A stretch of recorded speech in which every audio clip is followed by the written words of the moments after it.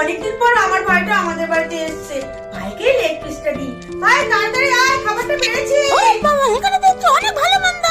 এসে দিদি, তুই আমার প্রিয় খাবারটা রান্না করেছিস তো?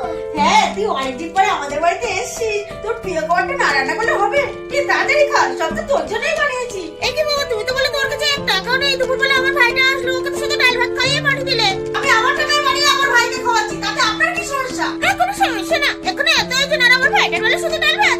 হ্যাঁ, ওদের ডাল ভাত খাইয়েছি, কারণ ওরা ডাল ভাত খাওয়ার যোগ্য। আর আমার ভাই সোনার চামচ মুখে দিয়ে জন্মেছে। ও তো এইসব পোলাও, চিকেন কষা এইসব খেয়ে মানুষ। হ্যাঁ, সেটা দেখলেই বুঝে যায় থাকে তাই বস্তিতে শুধু আমার ছেলের টাকাগুলো ধ্বংস করেছে আর কোনো কাজ নেই। তবে বাবা, তুমি বেশি চিন্তা করো না, তোমার ঘরেও ছেলে তোমার সঙ্গে কিন্তু এরকম ঘটনা ঘটতে পারে। তখন কিন্তু তোমার খারাপও লাগতে পারে। মা সরি, আমার ভুল হয়ে গেছে, এই ভুলটা আর কখনোই হবে না। ভুলটা বুঝতে পারলে